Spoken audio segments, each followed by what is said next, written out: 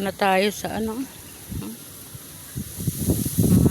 Ayan, ito yung bundok dati na nag-commercial si Solinyosak. Ayan o. Umakyat siya, nisaka siya daddy. Oh, saka siya diha. Dito sa ibabaw siya nagkuhan sa tubig, sa mineral water. Pero ang ganda. Ang ganda ng ano.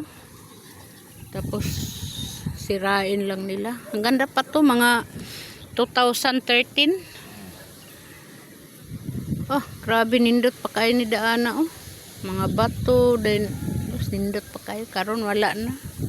Iba talaga pag gumalaw yung mga negosyanteng mayaman. Nasisira yung kalikasan.